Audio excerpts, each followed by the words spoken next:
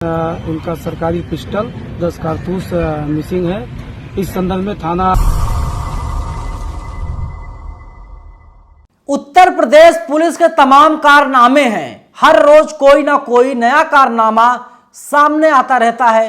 एक बार फिर से उत्तर प्रदेश की पुलिस का कारनामा सामने आया है। दरअसल इस बार दारोगा साहब सो रहे थे, चोर आया, सरकारी पिस्टल, 10 जिंदा कारतूस, मोबाइल फोन और वर्दी लेकर के फरार हो गया। जब आंखें खुली तो दारोगा साहब को लगा ये क्या हो गया। पूरी जानकारी आगे मैं आपको विस्तार से बताऊंगा। नमस्कार, मेरा नाम है नवीन कुमार नंदन और आप देख रहे हैं इंडिया इंटरनेशनल न्यूज। पुलिस का काम क्या होता है? आपकी रक्षा करना, हमारी रक्षा करना, आम लोग रक्षा करना। लेकिन उत्तर प्रदेश की पुलिस साहब ये अपनी रक्षा खुद नहीं कर पा रही है। इसीलिए आप लोगों से निवेदन है, आप लोग कृपया करके अपनी रक्षा खुद कर लीजिए। दरअसल कानपुर से मामला सामने आया है। दारोगा साहब पुलिस चौकी में सो रहे थे, चोर आया, सरकारी पिस्टल, 10 जिंदा कारतूस, वर्दी और बक्सा लेकर के फरार हो गया। उस बक्से में तमाम कागजात थे आम लोगों के। और इसके बाद में जब चोर लेके फरार हो गया, 200 मीटर की दूरी पर गया और दारोगा साहब की वर्दी को जला दिया, उसमें आग लगा दी और वर्दी तो राख हो गई। बक्सा एक कबाड़ी की दुकान पर छोड़ दिया। इसके बाद फरार हो गया। जब सुबह दारोगा साहब का नाम सुधाकर पांडे हैं, पांडे साहब की जब आंखें खुली तो पांडे साहब ने कहा पिस्टल कहाँ है, कारतूस कहाँ है और वर्दी कहाँ पर है। तो पता चला रात में चोर आया था और वही लेकर के रफू चक्कर हो गया। मामला थाने पहुंचा। एसएचओ साहब ने जानकारी दी एसपी साहब को, एसपी साहब भी पहुंचे। जब वहां पर सब लोग पहुंच गए, सुधाकर पांडे जी से पूछताछ होने लगी। उन्होंने कहा नींद आ गई थी, मैं सो गया था, चोरी हो गई, कोई बात नहीं, पिस्टल भी आ जाएगा, वर्दी भी नहीं आ जाएगी, सारे कागजात भी नए बन जाएंगे, घबराने की कोई जरूरत नहीं है। लेकिन मामला तब तक सोशल मीडिया पर आ चुका था। एसपी साहब के भी हाथ पांव फूल गए। उन्होंने कहा ऐसे काम नहीं बनेगा, इसमें कोई तो कार्रवाई करनी पड़ेगी।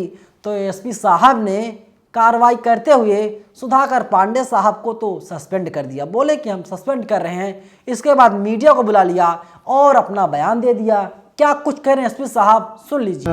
उनका सरकारी पिस्टल 10 कारतूस मिसिंग है।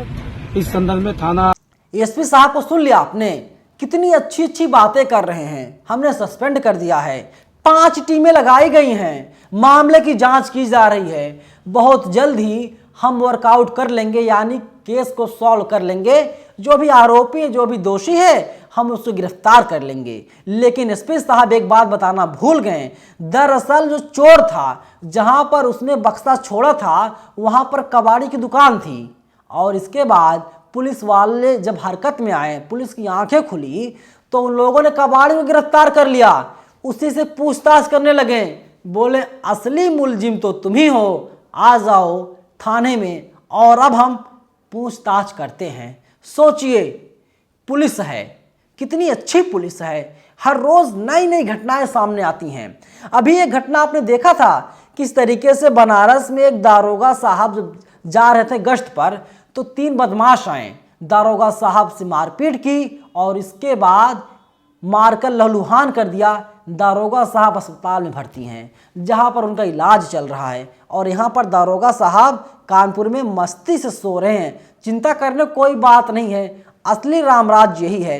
रणविजय सिंह ट्वीट करते हैं, लिखते हैं यूपी के कानपुर में दारोगा जी चौकी में सो रहे थे, चोर आए, उनकी पिस्टल कारतूस ले उड़े।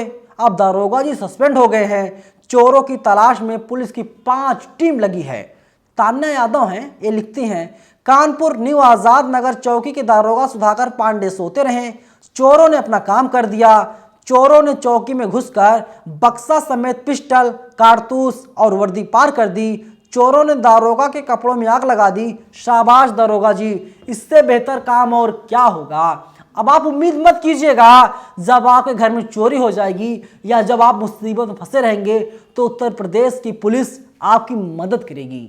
मैं नहीं कह रहा हूं, जो घटनाएं सामने आ रही हैं ये घटनाएं बता रही हैं। पुलिस वाले खुद सुरक्षित नहीं है, जो व्यक्ति खुद सुरक्षित नहीं है, जो व्यक्ति अपनी सुरक्षा खुद नहीं कर सकता, भला वो आपकी सुरक्षा कैसे कर सकता है। लेकिन राम राज्य साहब, यहाँ पर सब कुछ जायज़ है। इस जो नया राम राज्य उत्तर प्रदेश में आया है, इस राम राज्य को लेकर के आपकी क्या प्रतिक्रिया है और इस पूरी खबर पर आप लोगों के क्या विचार हैं? आप लोग कमेंट बॉक्स में अपनी राय बताइएगा ही। इसके साथ ही अगर आपको लगता है ये खबर दिखाई जानी चाहिए, ऐसी खबरों को जगह मिलनी चाहिए, तो आप लोग इस वीडियो को अपने दोस्तों में शेयर जरूर कीजिएगा।